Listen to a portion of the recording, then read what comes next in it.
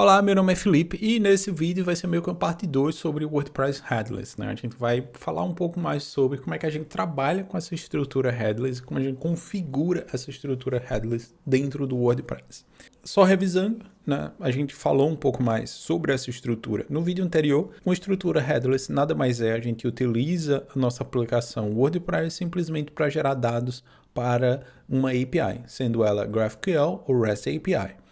E depois a gente tem uma aplicação que vai ser responsável por servir o front-end da nossa aplicação. Vantagens, como a gente já mencionou, então a gente ganha com performance e a gente não sobrecarrega a nossa aplicação, o WordPress. Então, no caso, como é que a gente habilita o WordPress Headless? Então, tem diferentes estruturas aqui. Eu posso ir full headless, então não tenho nada no meu front-end, né? Tiro todo o meu tema, toda a parte de resposta tradicional do meu WordPress, como está respondendo a página de categorias, a página de autor, simplesmente eu respondo a minha API, ou REST API, ou GraphQL. Ou eu posso ter uma estrutura flexível, onde eu continuo ainda tendo os endpoints, mas a minha aplicação, por exemplo, vai rodar em uma URL diferente e o meu front vai ficar rodando com a minha aplicação principal e ele só conecta com esses dois itens. Então, para a gente fazer esse tipo de configuração, tem vários plugins.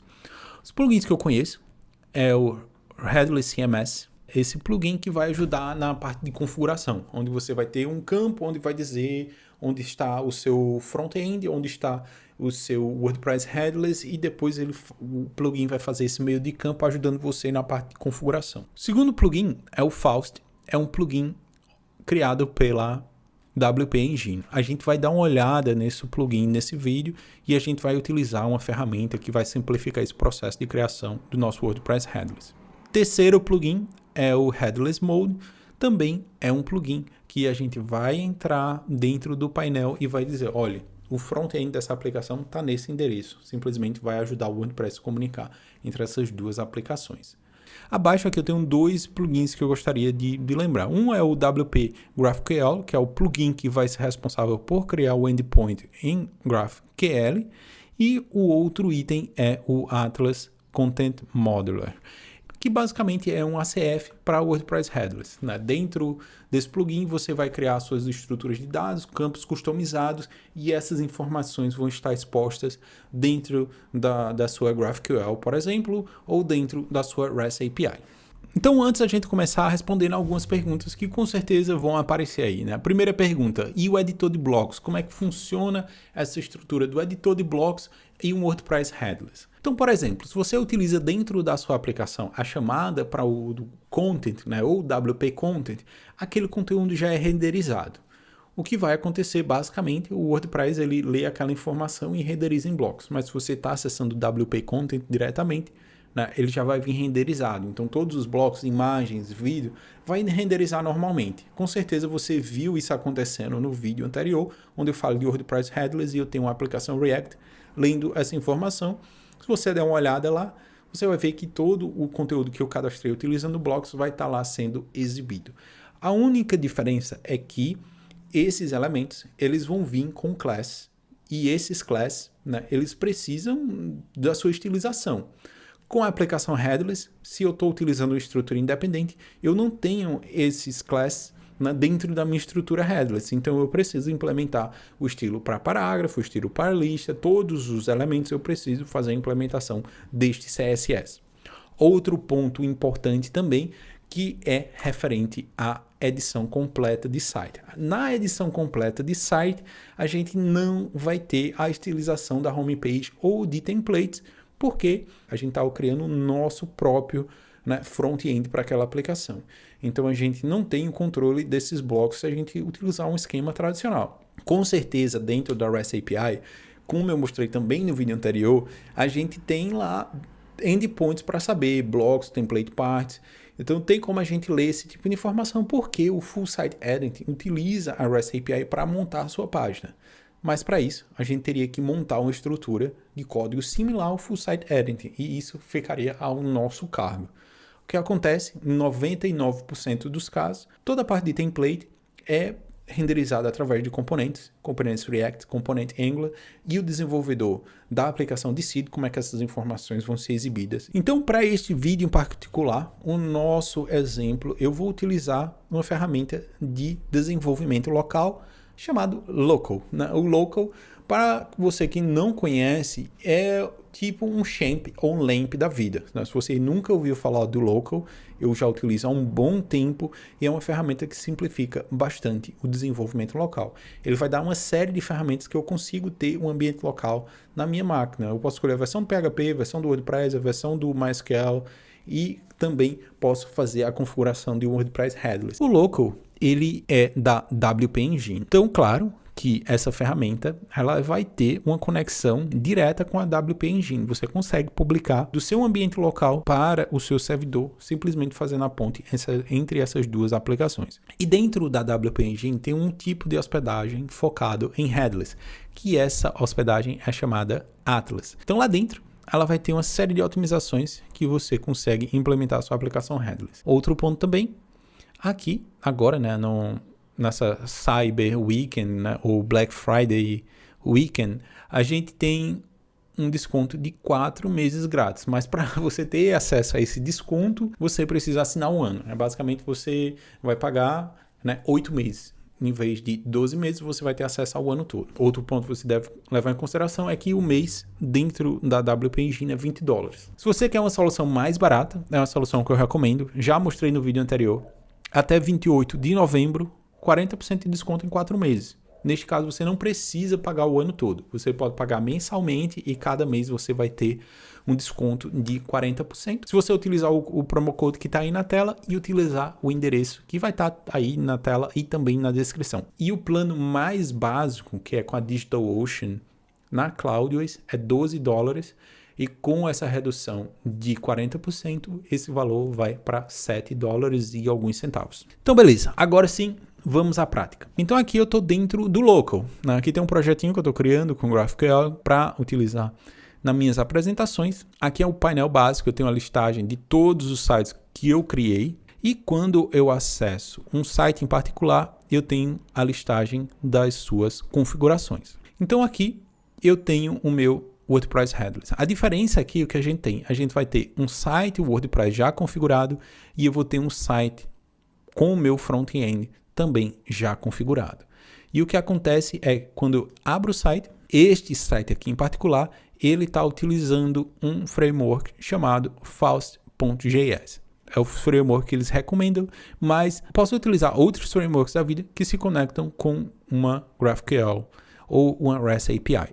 Mas aqui com o Faust.js a gente vai ter acesso às seguintes funcionalidades. A geração de sites estáticos, né, que é a Static Site Generation, né, ao SSR. Então, este recurso aqui, ele vai fazer a renderização do meu site e ele vai disponibilizar para os nossos usuários o arquivo HTML. Então, quando o usuário bate numa página, num post em particular, ele está acessando uma página HTML. Outra funcionalidade interessante que a gente tem, que é a geração de sites incremental. Então, toda vez que o conteúdo é atualizado, ele vai ter a primeira requisição sendo a versão antiga, mas em background ele já vai renderizar a nova versão, e quando o usuário volta naquela página ou o próximo usuário acessar aquela página, ele já vai acessar a versão nova daquela página. Tem outros recursos aqui bem interessantes. A gente pode trabalhar com hooks, a gente pode trabalhar com componentes. A vantagem que a gente tem com esse item em particular é que a gente já vai ter tudo pré-configurado para a gente, tanto a parte da aplicação front-end quanto a parte da aplicação back-end. Se a gente der uma olhada na parte de plugins, eu tenho aqui já o Faust instalado, que é o plugin responsável por fazer essa configuração da minha aplicação headless. Se eu for em configurações, eu tenho aqui o front-end da minha aplicação, que é aquela aplicação rodando em JavaScript. Também como posso definir quais serão os menus, né, que eu vou estar trabalhando na minha aplicação, e depois as configurações da featuring. Então, além disso, o que é que eu tenho?